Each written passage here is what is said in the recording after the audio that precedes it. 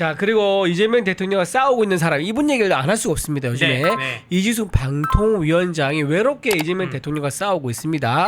자, 이재명 대통령 앞에 나가가지고 방통위가 일할 수 있게 해달라라고 하면서 대통령 목소리 한 명을 지정해달라고 했습니다. 근데 안 해주고 있죠. 왜? 방통위 일할까봐 안 해주고 있는 겁니다. 근데 본인이 뭐라고 했습니까?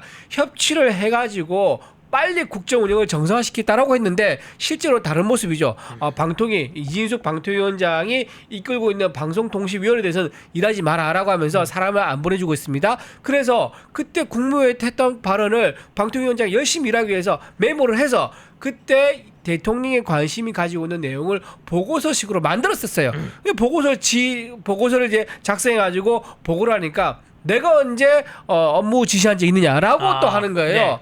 자, 그러면서 이제 방통위가 앞으로는 다음 주 나오지 말라라고 한 거예요.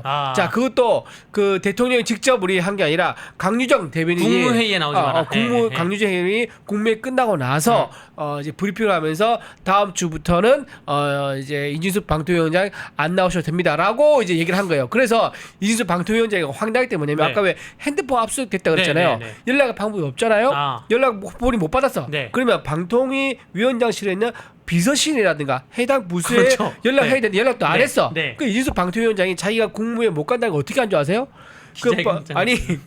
거기 TV를 틀어놨는데 연합뉴스 자막으로 알게 된 거야. 자막으로 이진숙 방통위원장 국무회의 배제. 그렇게 자막 나온 걸 보고 알게 됐다는 거예요. 아니, 방통위원장의 국무위원회 참관권은 방통위원장의 고유의 권한인데 거기에 대해서 배제를 대통령실이 임의적으로 할 수 있을지에 대해서는 법령적인 검토가 좀 필요하다고 보여집니다. 근데 정말 황당한 게 지금 의견을 내라 했는데 그게 지시냐 아니냐 이 문제잖아요. 여러분들 진짜 직장생활, 대통령실 직장생활 안 해봤습니까? 직장생활 해보면 그 상사가 아침 회의하다가 강대규 너도 의견 한번 내봐. 그러면 제가 당연히 몇 시까지 내죠? 그러면 다음에 뭐 오후 1시까지 갖고 와. 퇴근하기 전까지 갖고 와. 그러면 그 제가 서류를 만들어서 갖고 가죠, 의견을. 그러면 의견을 내라고 한 게 당연히 업무 지시 아닙니까? 대통령이 방통위원장한테 의견 한번 내보세요. 이거 당연히 업무 지시지 의견을 내라고 한 거는 지시는 아니다.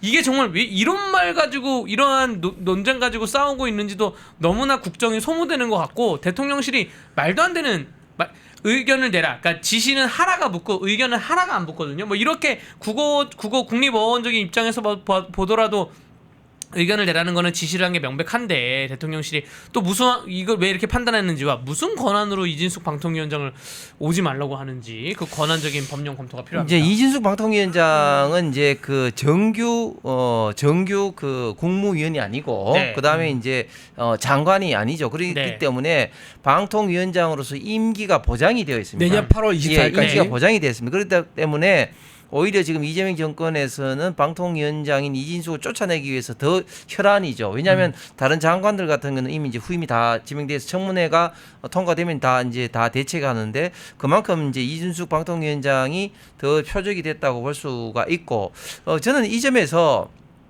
지금 윤석열 전 대통령이 임명한 장관들에 대해서 다시 한번 좀 참 답답하게 생각하는 게 그분들은 왜 남아 있는 겁니까?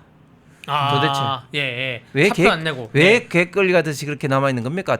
아예 출근을 안 하면 되잖아요. 그렇죠. 사표를 수리 안 한다 하는데 아니 출근을 안 하면 되잖아요. 그런데 결국은 남아 있는 거는 지금 국무위원으로서 당시 비상계엄 때문에 또 수사라든지 처벌 때문에 잘 보이기 위해서 저는 남아 있다고 보거든요. 정말 저는 비겁한 처사다. 그러니까 내란 특검법 3대 특검에서 벗어나기 위해서 꼬리를 흔드는 처사로 지금 남아 있는 게 아닌가. 이렇게 보여집니다. 왜냐하면 여러분들 장관이 사표 던지고 어차피 지금 인사청문회 가지고 새로운 장관들이 올 텐데 정부 부처가 물론 중요 부처 지금 관세 협상이나 이런 중요 부처 빼고 그 정부 부처가 장관이 한 공석이 있었던 적은 굉장히 많습니다. 우리나라 역사에서. 여가부 장관 같은 경우에는 뭐 한 1년 넘게 공석이 있었던 적도 있었고 장관에 대해서 공석이 생기면 차관이 장관에 대해서 직무를 대행하거든요. 그래서 사표를 던지면 충분히 가능한 일인데 왜 남아있는지에 대해서는 홍석준 의원님 말씀대로 좀 이해가 안 가는 부분입니다. 자, 지금 이진숙 방통위원장에 대해서 7월 19일 날, 그러니까 다음 주 토요일입니다. 그때 또 출석하라고 경찰에서 통보를 했다고 합니다. 제가 보기에는 대전이죠, 대전. 대전이죠. 대전 경찰서. 핸드폰 있잖아요. 그 압수한 거, 그 폴에 장례식을 그 전까지는 다 끝낼 수 있다고 지금 보는 것 같아요. 네. 그리고 또 다음 주 토요일은 이유가 있습니다. 다음 주는 어떤 날이죠? 다음 주 인사청문회. 내내 인사청문회입니다. 인사청문회 끝나고 나면은 또 종합 정리하는 또 이제 보도가 있지 않습니까? 네. 그 보도 물타기요. 이진수 방통위원장이 또 경찰에 출석하는 모습을 방송에 보여주고 또 신문에 도배를 함으로 인해 가지고 여론 물타기 시선 돌리기용으로 지금 계획을 짜고 있는 게 아닌가 네. 충분히 예측이 됩니다. 자, 하여튼 외롭게 지금 이진수 방통위원장이 힘들게 싸우고 있어요. 특히 이제 본인 카드 있잖아요, 법카. 그거는 2015년에 썼던 거예요. 그러니까 10년 넘은 거죠. 네. 그거를 선의로 제출했는데 그걸 가지고 불러서 지금 있는 핸드폰을 압수했다. 자, 어떤 관련성이 있습니까? 왜냐하면 10년 전이면요, 핸드폰을 보통 2년마다 이제 새 모델 나오면 교체하지 네. 않습니까? 적어도 4번 정도 핸드폰을 바꿨을 거예요. 10년 전에 법과 관련된 거 가지고 지금 핸드폰을 압수수색한다? 이거는요, 굉장히 그 영장 발부받을 때 그 근거를 아주 한번 확인해 봐야 돼요. 아마 택도 없는 거를 이제 영장 청구 사유에 넣었었는데 판사가 굉장히 정치적 판단을 해가지고 영장을 발부 중 아닌가 싶습니다. 이게 나중에 법적으로 문제가 충분히 될 수 있는 부분입니다. 그 이진수 방통위원장에 대해서 국민의힘 의원들 중에 공개적으로 뭐 응원하거나 격려하거나 이런 의원들은 있었나요? 제 머릿속에 지금 기억이 안 납니다. 제가 네. 이제 논평을 좀 냈었고 비판 네. 논평을 냈었고요. 네. 당에서 또 한 분 정도 했었는데 네. 예를 들면 과방위 의원들 자체에서 성명을 네. 내가 한 건 아직 없었어요. 그래서 과방위에서 이런 걸좀 방송통신을 흔들지 마라. 이 정도 얘기는 할 수 있지 않습니까? 예, 그 정도는 할 수 네. 있는데 과방위 의원들 자체적으로 아직 한 건 없어 보인다 말씀드립니다.